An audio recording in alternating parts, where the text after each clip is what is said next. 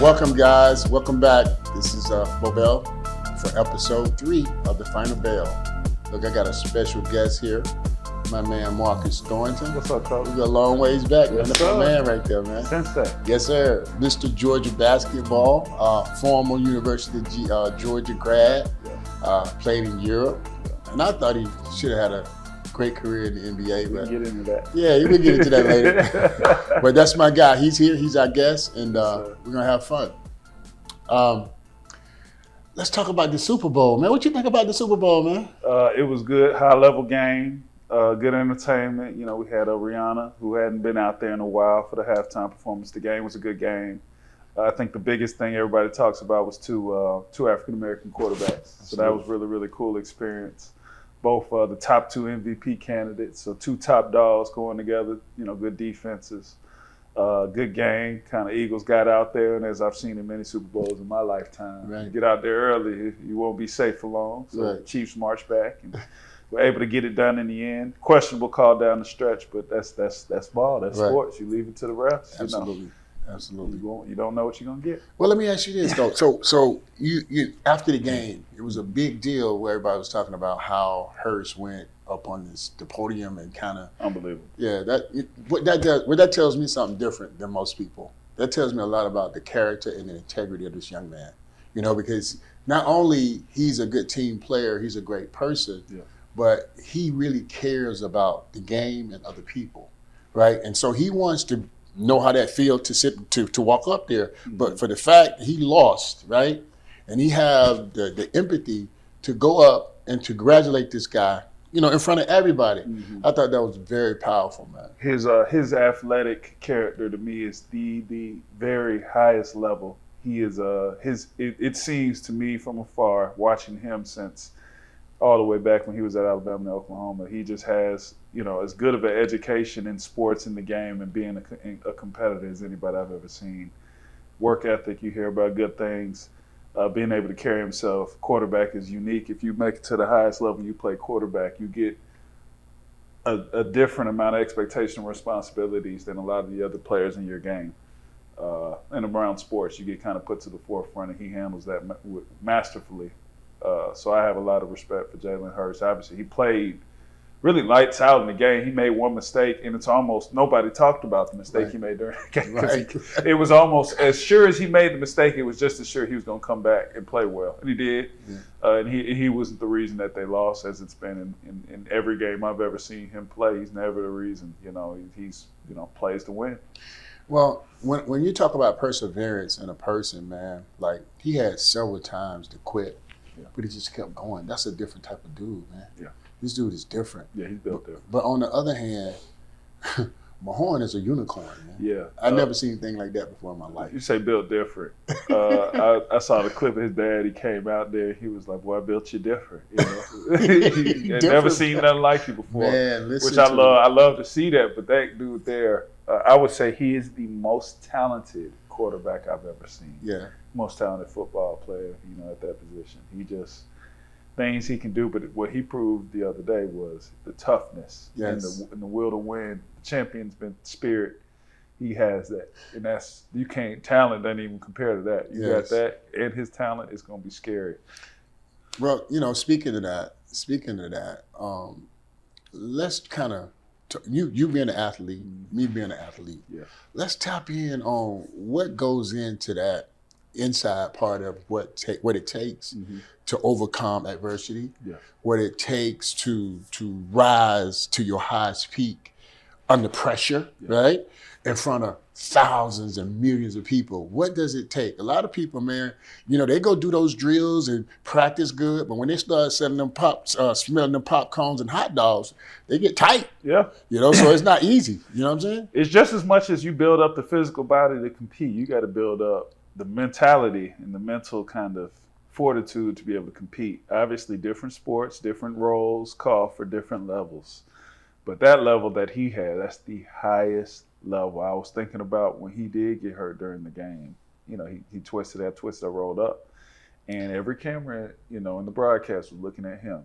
And it was just almost as though it was painful because you got to see him be in pain. But just as sure as he looked like he was in pain, you were sure as a spectator he was going to come back and be competing. Almost that this was the shot he needed in his armor to go to the next level. And I think that's the stuff. That's that legendary stuff. Not everybody has that. And speaking of legendary, man, this dude might surpass Brady. Man. I think so. I mean, I don't know if he'll get as many. I mean, I think Brady's at 7 Super Bowls. He just retired. Hopefully he did actually retire. He's not pulling the wool over our eyes. Because I'm sick of it. But that's another. I have a lot of respect, admiration for Tom Brady. But Patrick Mahomes is, to me, and this is not to shun Tom Brady, but he's more talented. Right. But he has a resume that suggests he should pass anybody. He should be the greatest. He's like 5 years in. He's won 2 Super Bowls, 2 Super Bowl MVPs, 2 MVPs. His resume says I'm going to pass Tom Brady. So it shouldn't be a shock if he does. Right.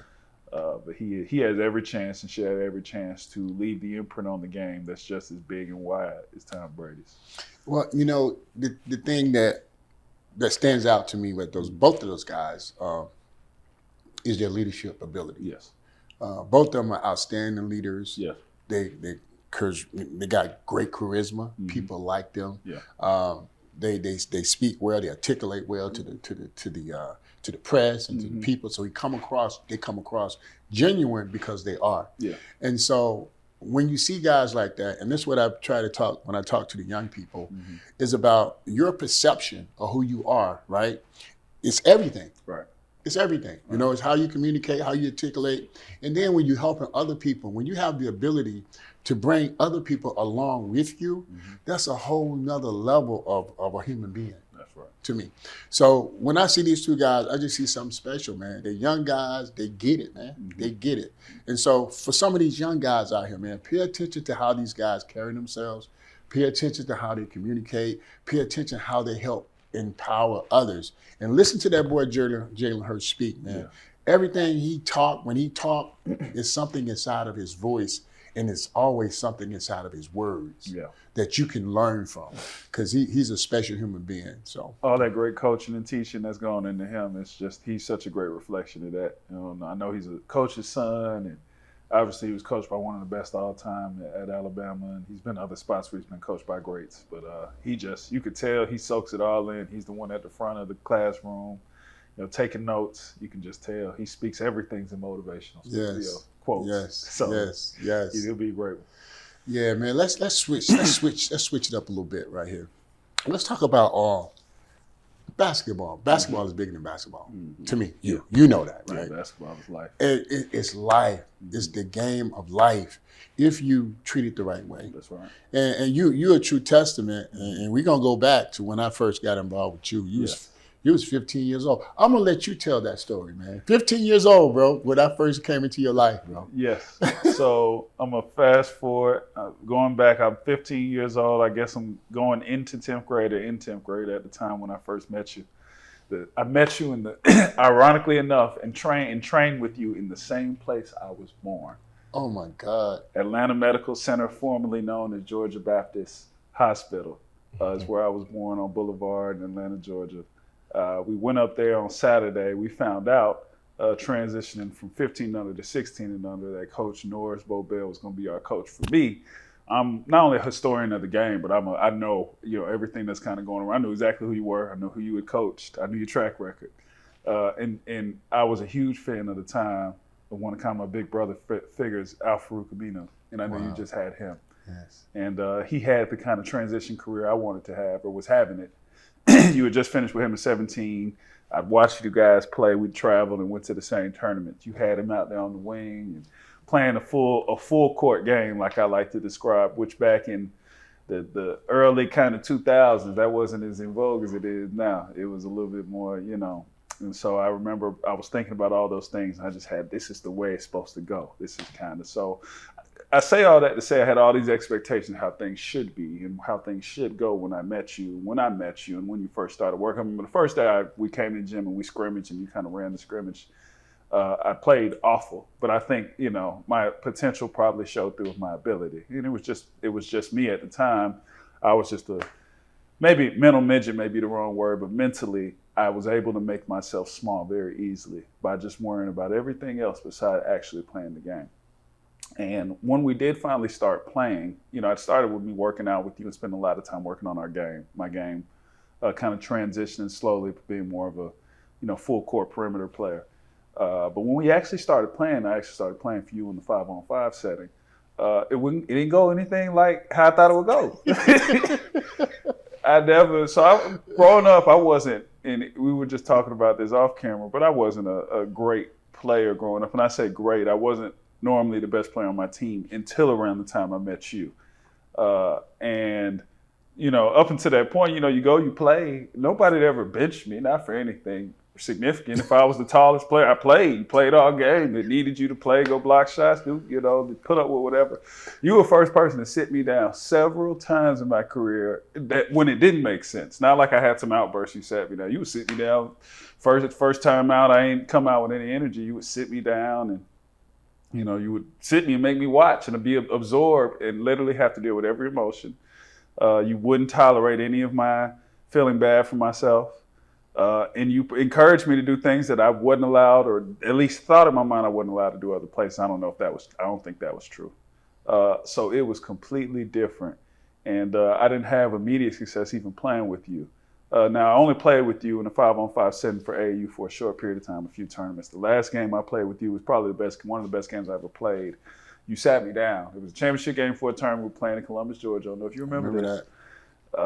And we were playing against another team. Might have been another Georgia Stars team. A team we should have beat. Right. We were losing the game. You sat me down for like 2.5 quarters straight. So for somebody who's used to playing and being in the game, to get sat down for that long, it's so easy to just completely disconnect with what's going on, whether you were in a fit or not.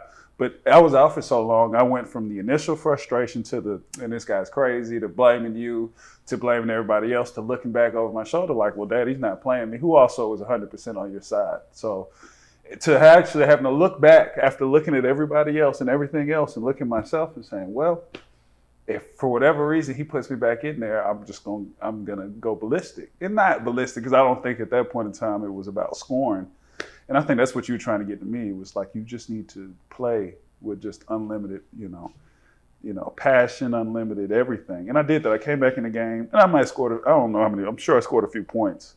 But it was more so I got every single rebound. I blocked every shot that was in my vicinity. I got every deflection that was in my vicinity. I dove on every loose ball. I set the tone physically. I think I might have, showed that somebody got an and one, and I screamed, which I wasn't doing at the time. Yes. It was every single thing that you tried to get me to do in however much time we spent together prior. And that was the last game I actually played for you as a head coach. Yes. Until you eventually came and helped us at Westlake kind of get to the next level. And that's a different kind of side of the story. Yeah. But that changed me. That day, it was the first time, at least at that point in my career, I was getting recruited and all those things. Well, we're gonna go to that Westlake story. Yeah. Interesting, right? Right. What Marcus is saying, right? Like the same way I work with Marcus, I don't talk about how you deal with a player and that type, how you work with a player. Right. You're not animals, you're a person, you're a human being. Yeah. And so my thing was with you, you had all the essentials to be great. You was athletic, you smart, had a decent shot, you handled the ball okay, your feet work was pretty decent. Yeah. We know we had to put that in place. To the next level. Yeah, we had to take that to the next level. But you had all the intangibles and the tangibles to go with it. The thing that you was lacking, and which I was trying to get you to understand, and the way I work with you, pull you out the game. I didn't care, I didn't care about winning. No. Because the winning took care of itself. Yeah. I cared more about developing the person, and the winning, that's how we continue to win. Exactly. And so, yes, exactly, even more, right? Right. And so my thing with you is I wanted you to know, I wanted you to process yourself. I wanted you to think. So every situation, I tried to take advantage of that so that you sit and act and reflect on why. Yep. And so once you learned the importance of why, how, and when, it was over. Yep. And that whole process, it molded you mentally. So what it did, it fostered a different type of confidence. Because now you had become even more accountable. Right. It wasn't on me. It wasn't on your father. It wasn't on your family. It was for you. Everything that we did strategically was to get you to a point mentally and psychologically where you felt like you was that guy. Absolutely. And guess what? You was that guy at the end of the day. So I always think about everything you break down now. Obviously makes perfect sense. At the time, it makes no sense because you're the subject, right? You're the one who's going through it. You're in a side of a shell of yourself trying to figure out, how to break out of it. So I remember, one of the quotes or things people used to always say is control what you can control. And I didn't know what that meant at the time because I used to worry about everything. I was one of these kids, and people still to this day, where I'm extremely aware of everything that's happening with me, within me, and outside of me. So just too many different stimulants. So I remember at the time when you would sit me down, it would get me down to this point of that original thought of, what if I just focused on the things I could actually, literally, physically, and mentally control? And every single time when I finally made it out of being benched or whatever the case may be, I made it there, to your point. And that's what it was. It was just me controlling. The times where I couldn't play up to my potential were the times I would worry about things that were just so far out of loop or so far out of even mattering. The times that I did play well, like my senior year of high school and some of those AU moments, it was just me controlling. So that swagger comes from just really owning that space of, this is what I can control right now. I control how hard I run once this ball comes off the rim and goes to the other end. I control how fast I run. I can control that second slide after I cut him off going this way, got my foot on the baseline. He gets ready to change direction, how fast I can get over there, make him feel my chest the second time. You didn't get to contest if you choose. Those were things that I would focus on that were unlike, you walk in the game, it's like I want to score 20 points today. If I don't, yes. I failed. And so when you think that way, you things may not go your way over the course of the game. Yes. So you get the second quarter, you ain't scored yet, whatever the case may be. Your mind just slips away. So it caused me to focus on that. And when I would go and play, and I would think that way about those small things I could control, the intensity from that first jump ball, how low I sat in my defensive stance, those small details. That's when the swagger came out. Now that's oh man, I like the way you said that and how you broke that down. For you young people out there, understand what he just said, right? 85% of this is mental or more, right?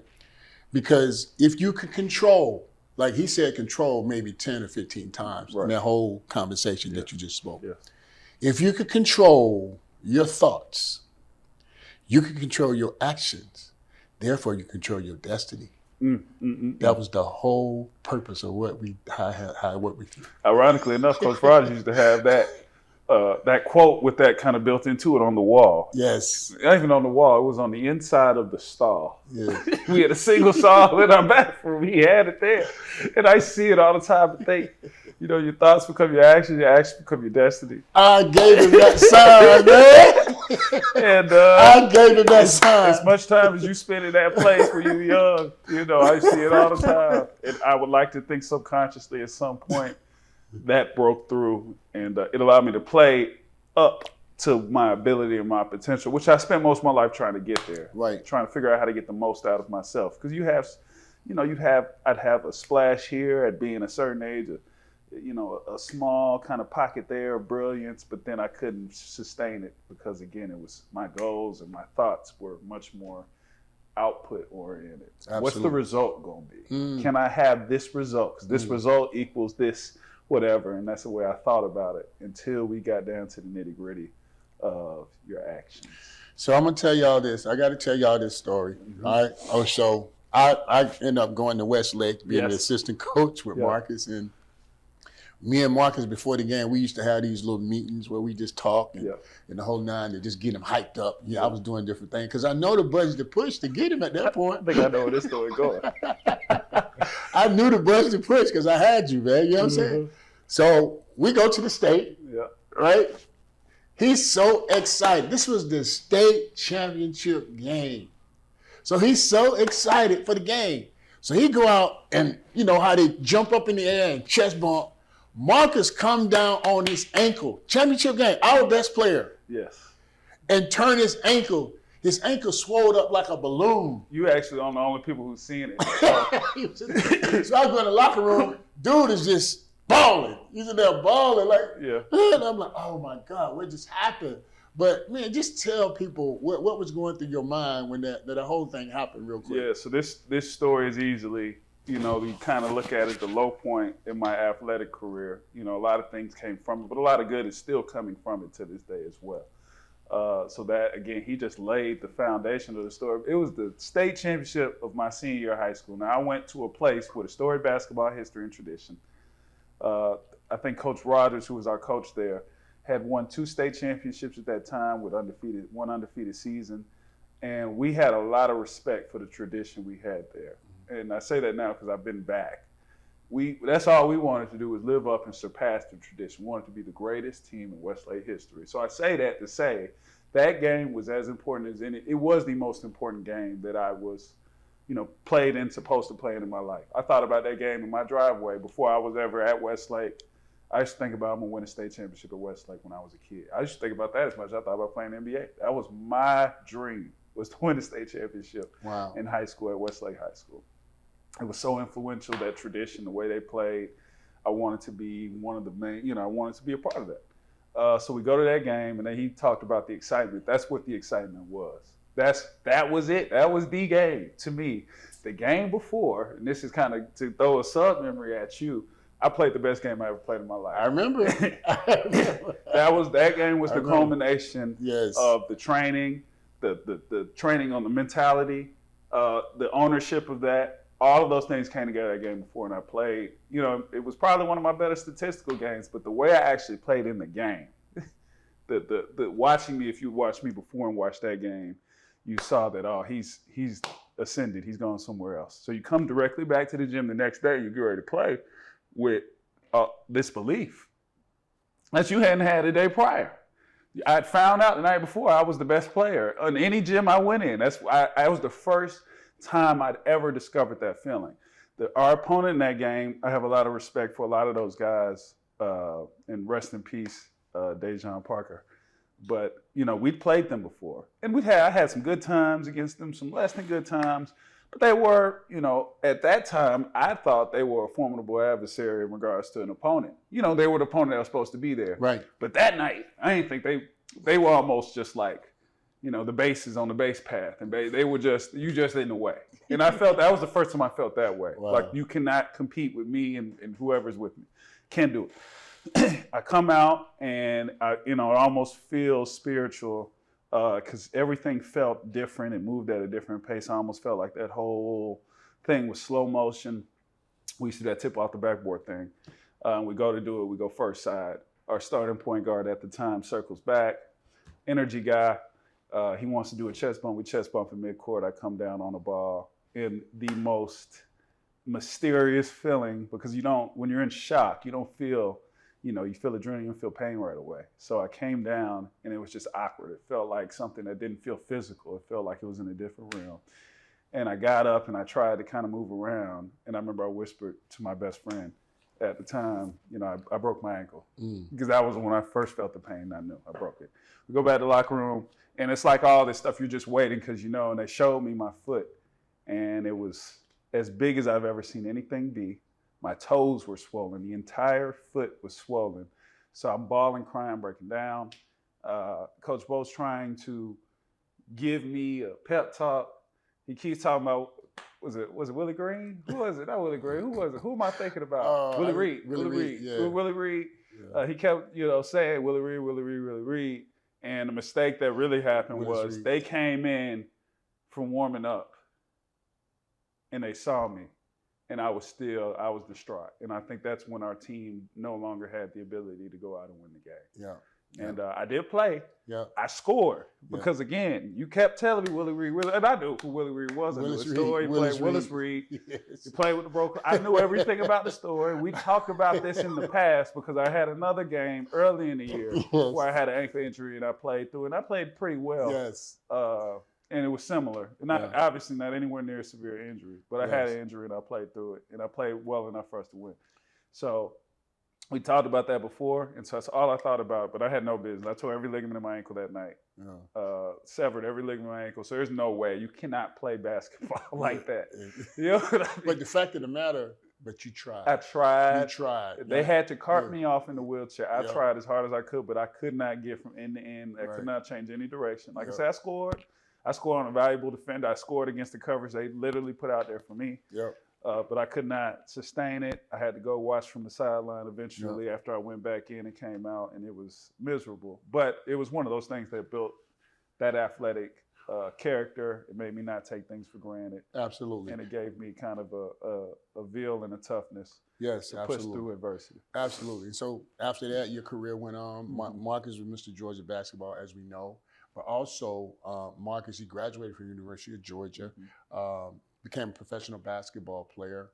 Also now, guess what? Marcus he's a commercial realtor, right? Where he's selling these big buildings and doing really well in his life.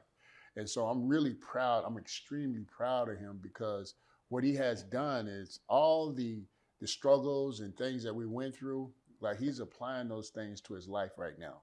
And when we talk about bigger than basketball, this guy is a prime example because the relationship that we had through that whole process, no one would really ever know the depth of that relationship. Yeah. In terms of, what it meant to you and what it meant to me too. Yeah. To see you grow and to see you prosper, even after basketball was over. So when I speak about bigger than basketball, the game of life is inside the game of basketball. It is. And those principles that you learned to survive and to be that player are the same principles that you apply to your life. So I'm really proud of you, man. And I want to say this. So let's move forward, man. Hey, man, what do you think about, man, the shooting, man, at Michigan State, man? What you think about that, bro? So I saw that. I'm not sure when the news broke what day that was. It might have been 2 days ago now, but that was extremely disheartening to see.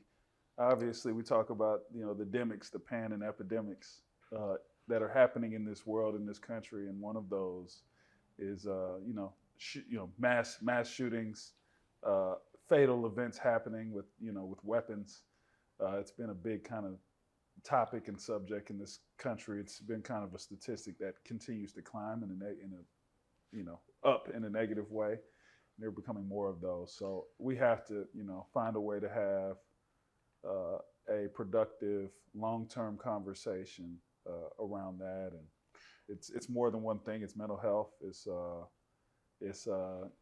And then young people, it's really, really hard to deal with. I think you just hit on it, Marcus. I really do. I think it's more of a mental health issue because what people don't understand, especially with our children, that whole pandemic, the mental impact that it had on all of us.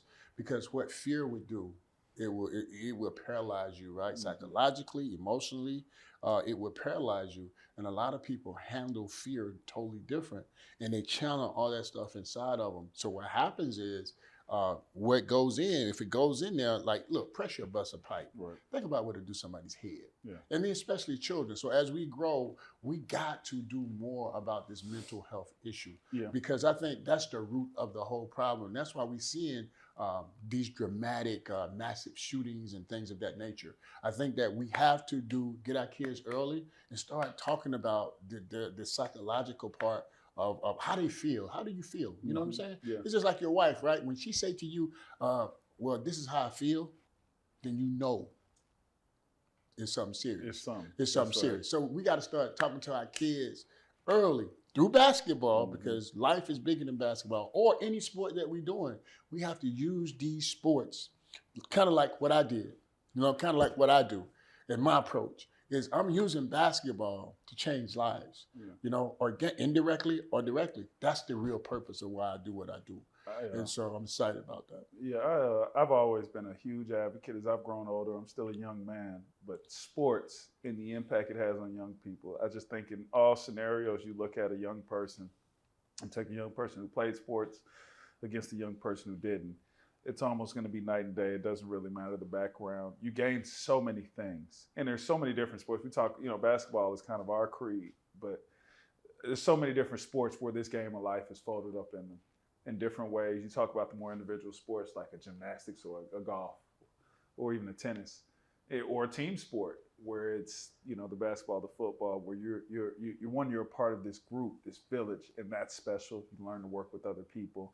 You learn to hold yourself accountable. You learn how to start yourself. There's so many things, and I just covered a couple of things, but there's an infinite number of things that, from an attribute and a personality trait kind of standpoint, that sports will help you develop. They really do. And, what you've done and, the way you work with me and develop me through sports is, I don't know how you replicate that anywhere else. And as it factors into kind of what we're talking about, that broader conversation with the shooting, I couldn't agree more. We're in the information age. And there's so much information out here, and it just almost seems to our detriment. Just so much stuff that we can see and access all the time. Well, you know what they say, Mark? Too much of anything is not good for you. And that's it. And so we being overwhelmed with all this information, man, everything is just right there. I remember back in the day, man, in order to find out about something, you used to have to look in the encyclopedia. Now it's like, okay, what's this? What's that? It's too accessible. Yes, it's just too much access, man. Yeah. But I will say this, though, Marcus, through that whole process of working with you, man, look, I couldn't help you if you didn't want to be helped. Right. See what I'm saying? A lot of people, it's like an alcoholic. Right? If you're an alcoholic, until you say that I want to be helped, nobody can do anything for them. Right. And so I think now with our kids especially, they don't know how to ask for help. You know what I'm saying? So that's why sports and things that they enjoy is so important. We have to get them in that, but once they say that they want to do it, we got to let them do it. But in the process, hey, man, when I shake your hand, look me in the eyes. Yep. You know what I'm saying? An organic way, especially nowadays. And that's have to be the approach. You know what I mean? Pull your pants up, boy. You know what I'm saying? Like pulling them up. It's a village. But you gotta be strategic and you gotta be intentional about that in order to get, and I'm gonna say this again, results. That's right. Get the results. Nowadays, we just moving different, man. So, but I'm excited, man. I'm excited. I'm so proud of you, man, because, man, the person that you always been a good dude. Yeah. But the person that you turned out to be, man, how you going on with your life. And now he bringing his son to me, man. Picture that. He bringing his son to me. This conversation I've been waiting to have right here. This is the one right here. So, yes, and I know this must be cool for you because I see small bits of it. Like I said, I'm younger. But to see a generation recycle and come back and to see a younger generation must be the coolest thing ever.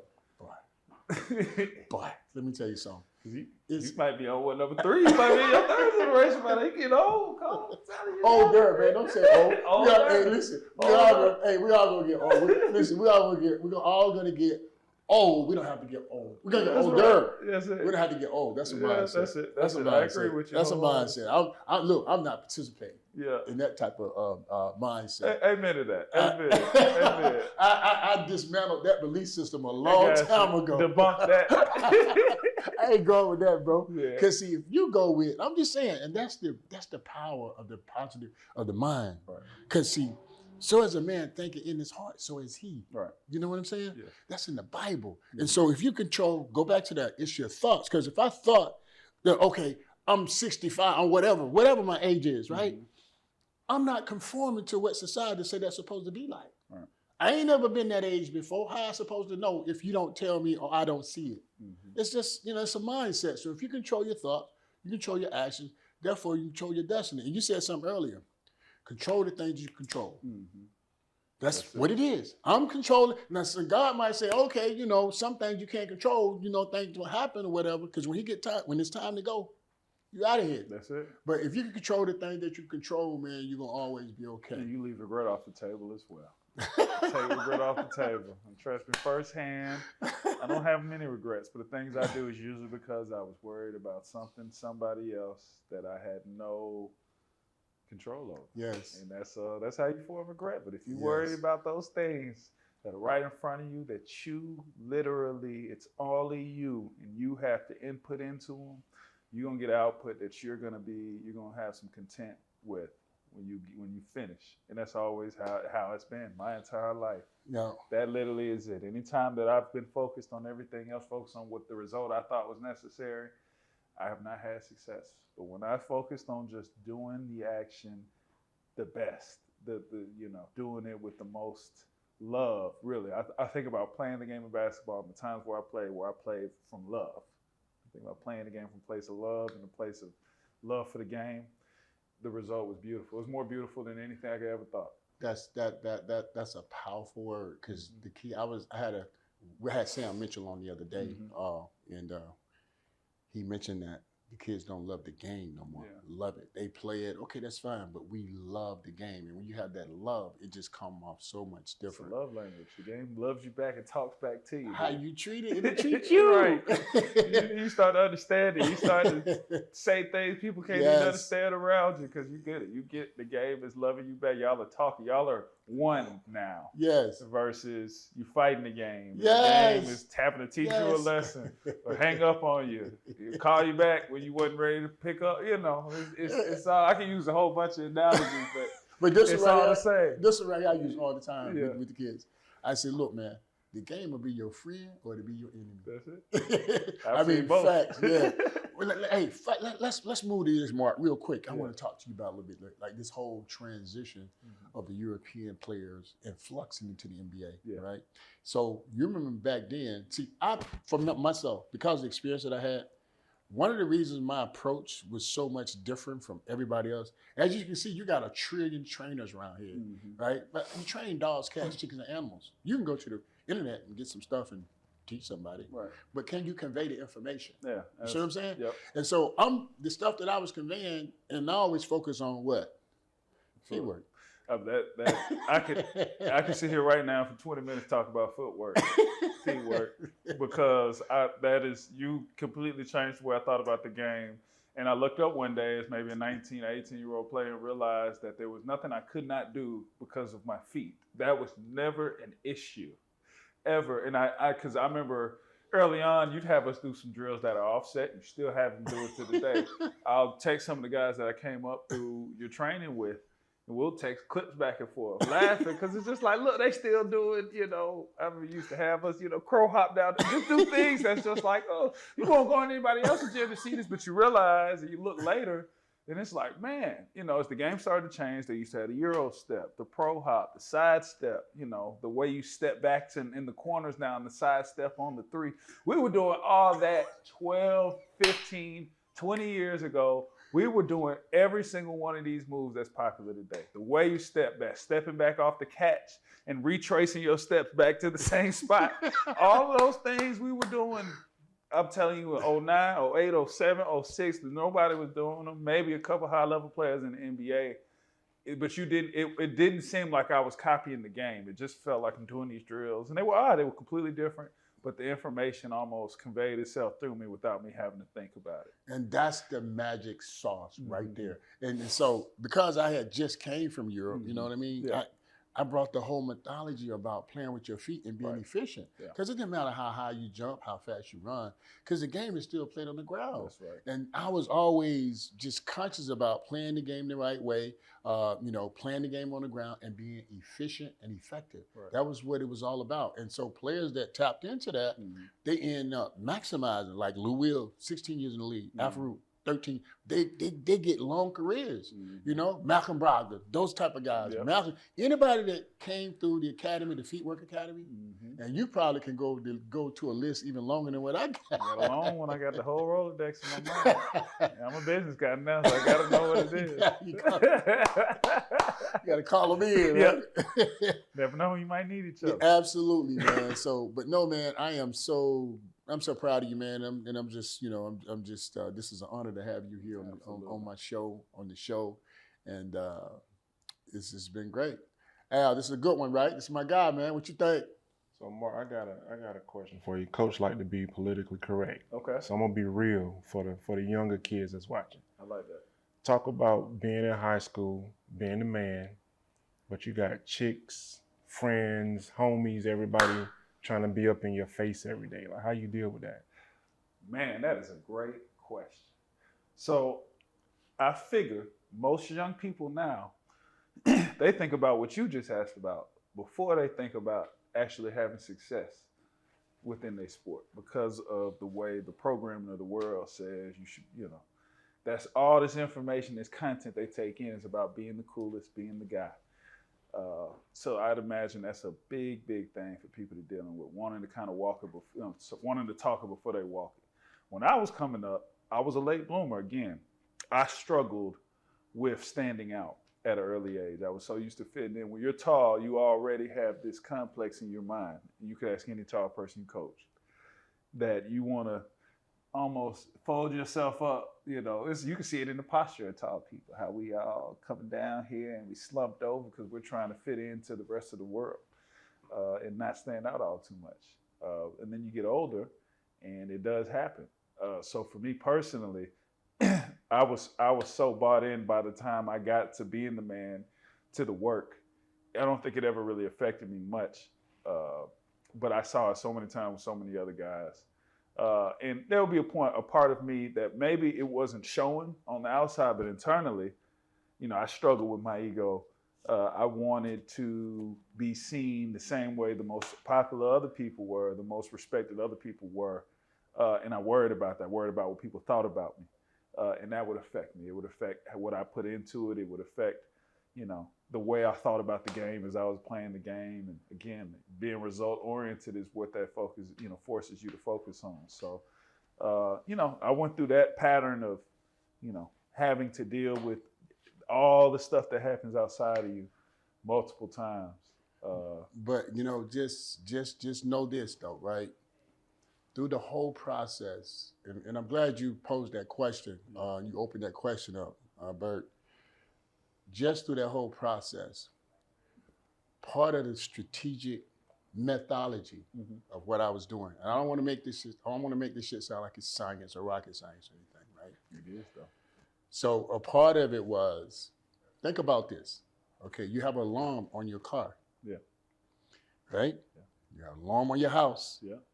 You go to the bank, break in the bank, boom, alarm go off. Yeah. Why we don't have an alarm system built around our focus? Yeah. You built the alarm system. That whole methodology and what I was doing was teaching you how to build an alarm system around your focus. That's right. And that's why you was able to combat and fight all those tendencies that came upon you. Yeah. Now you was a kid. Some kids make it through, some kids don't, because as Bert said, that peer pressure and all the other things that come at you, people coming, they throwing money at you, they want to be a part of you. Yeah. You know what I mean? But when you have the right people around you, feeding you the right information, it almost gives you like a shield, or like I said, it builds an alarm system around your focus. Because you was like this, you was tunnel vision. When I got done with you, man, you was walking around like a damn computer. You came to me when I was 16, about to turn 17, going into my senior year of high school. You told me, along with my dad, one day, y'all sat me down in the gym. Y'all said, yeah, you going to be Mr. Georgia basketball. I looked at y'all and I laughed. I'll never forget that. I'll never forget that. I laughed. I'll never forget that. At that point in time, it was not. I was back where I was saying, bro. I was still trying to fit in, and I did not believe or had a confidence like that.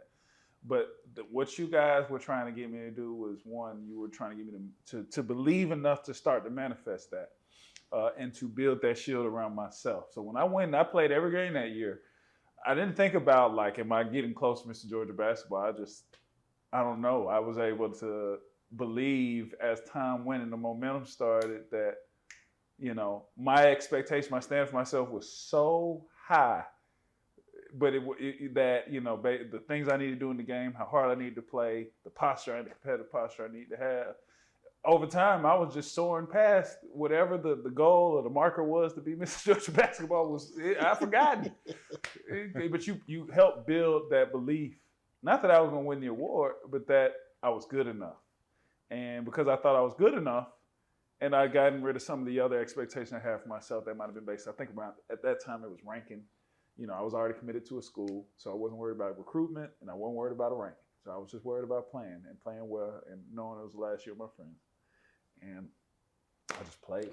And I had so much fun playing. Yes. That was the most fun I've ever had playing, because I was only focused on just playing as hard as I could. Yes. And affecting the game as much as I could. And like that Mr. Georgia basketball, even though that was a goal you gave me at the beginning, I've become focused on the process and the see, work. That's the key. You stayed focused on the process. Mm-hmm. It's almost like you have to go to a foreign place in your mind. Yeah. You know, to kind of like separate yourself mentally from everybody else so that you build yourself up with so much good, positive stuff. You're working out, you start eating right. Then we're going to talk about the diet too. We had to make some adjustments. You start eating right. And so you build this whole thing around you, and you don't deviate from that because you got that alarm system built inside of your mental, your thought process. And so that's part of the reason why you are who you are today is because you understand the importance of controlling your thoughts and protecting your thoughts and building that alarm system around your thoughts and making good choices. Because as you know, we all make bad ones. And you're going to make some, I'm going to make some, but that's all part of life and growing. But we always say, if you lose, you learn. If you lose, you learn. You put that together, that's a W, you win. You win. So that's all part of living. That's all part of life.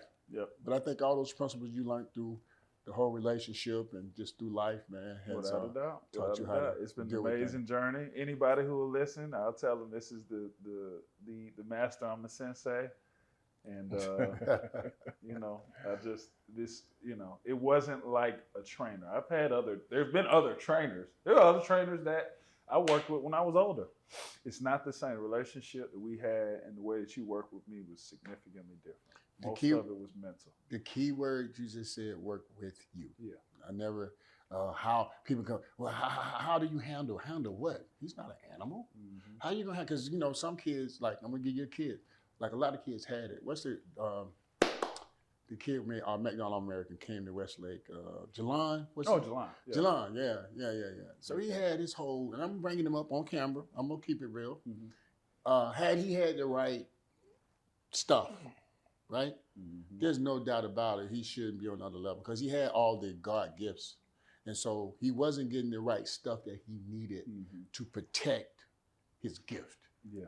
And you was able to get that along with several other guys, and so they was able to maximize. Yeah. But Mark, man, listen, man, this has been great. I'm telling you, I'm really excited. Bert, what you think, man? What you think about this, man?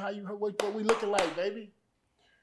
I think you guys are looking good. I'm curious about that college time though. Like, speaking of it on college time, man, that's a whole journey in itself. It really is. Yeah, it is. It is because, like, you know, there's so many kids who play ball, they don't even make it to college. Yeah.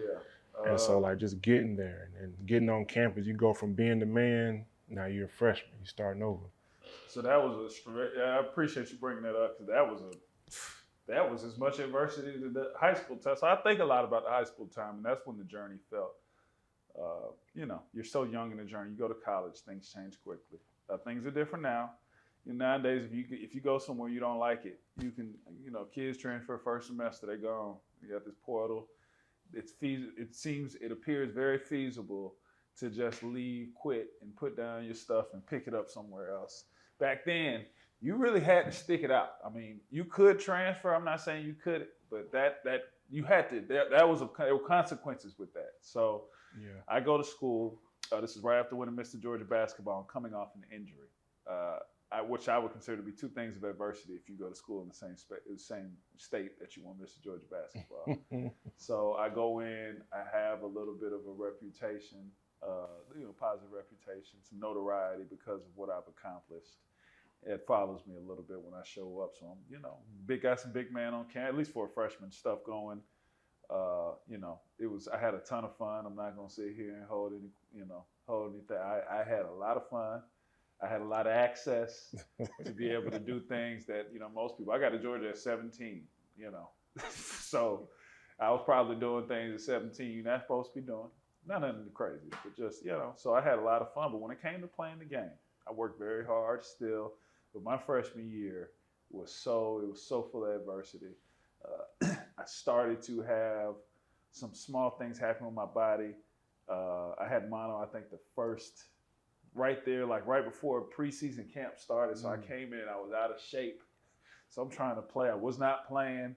I wasn't playing that much at all. I think by the end of the SEC season, I was probably playing 12, 14 minutes a game. So I'm second unit guy. I'm not scoring much when I get in the game. I'm playing the three, but the system we played in college is very antiquated. It wasn't what basketball is now, where it's more positionless. You were the first person. I can't believe we've gone through this whole discussion without saying it. You were the first person I ever heard use the word positionless basketball. And so I say that you had an advanced thinking then, but nobody was following that at the time. In 2010, there were a few coaches in a few places that they utilized 3 men to play 4. They played certain styles and systems.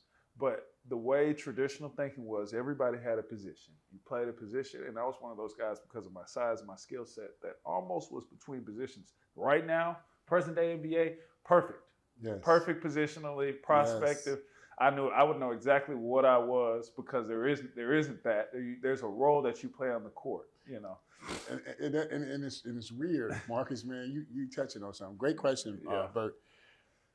That when I came from Europe, right, and I saw the way that it was developing. Yeah. Like if you was 6'11", it didn't matter. Everybody did the same drills. Yeah. And so what I was doing, I was preparing you guys for the way that I knew the game was going to be going. And now everybody see those guys 6'11", 7 feet, all of them can dribble, pass, and shoot. You don't see anybody who comes from Europe who comes in here who cannot dribble, pass, and shoot. I've never seen it before. Every European big man, other position, they have effectively the same skill set. I was thinking the other day, talking to somebody about the 2 best European players who probably the 2 leading MVP candidates right now. Yes. Nikola Jokic, Luka Doncic. Yep. They practically play the same way. I just watched Jokic play live 2 nights ago. They play differently because they're built differently. But the game and the way they thinking and the way they process and eating up your errors basically to have success, it's the same thing. They're the same player, effectively. They do have different styles. For sure. But fundamentally, they are the same player because, like you said, they came up doing the exact same drills. Yes. They came up in the gym with no music on, listening to the ball hit that net and shooting with that high arc. And you could just tell the way they were raised in the game was really based on fundamentals. And you were doing that back then. Yes. But it was in vogue. Everywhere I went, I had to fight that. And I fought it more than I needed to because ultimately what you taught me is you just play. It doesn't really matter what the position is. I thought about it like I need you to line me up here so that I can be the best prospect that I can be. So when I got to college, I played the position I wanted to play. And I'm not going to say I wasn't ready, but the way they wanted me to play it at the time was really hard because you only could do a few things and you really had to kind of almost buck to go outside of it to play my style. We played slow. We played deliberate half-court offense, and I struggled severely. And so, college, over time, and then the injuries came. The end of my freshman year through mainly my 3rd year on campus, I had injuries, knee injuries, reoccurring that pretty much, I played some during that time. I did sit out one of those years, but I couldn't do much when I played. It completely changed me, as we talked about. Right. You said it earlier, the game's played on the ground. Yep. And at that point in time, even though I had good fork, it had some things, I wasn't used to playing on the ground. I put my chest on the rim. That was my game. I had other things I could do, but I'm going to do those other things and also put my chest on the rim. That's why I won Mr. Georgia basketball. It wasn't because I had an unbelievable flow to the 3-point shots, because I can do some of these things with the ball and put my chest on the rim when it's done. And so that changed overnight for me, and it caused me to struggle. See, here's the thing. Through the whole methodology of the whole thing with just developing feet work. I don't call it footwork. I call it feet work. I like feet work. It's plural, right? Yeah. The whole thing of development the goal was to put your brain in your feet. Right. That was the whole goal. So everything become instinctive. Right. And so all those crazy drills I used to do, all that stuff, it had purpose. Mm-hmm. It was just making you conscious of what your feet can do. All them crazy drills we do with the younger kids, it has purpose. Mm-hmm. It just making them, it's second nature. Because now your feet move. Because you can dribble all you want to, but if your feet ain't going nowhere, where you going? Yeah. You ain't going nowhere. Yeah. So that whole methodology is, I just think that, real quick, I just think that more coaches and trainers should focus more on the feet, right? Mm-hmm. Understand how important that is. Just focus on the feet work, and then also helping these kids be more efficient, because I'm looking at a lot of the stuff they're teaching them stuff that most of them never gonna do in the game. Right. All these cute moves, 100 million dribbles, but you got 4 other players just playing with you.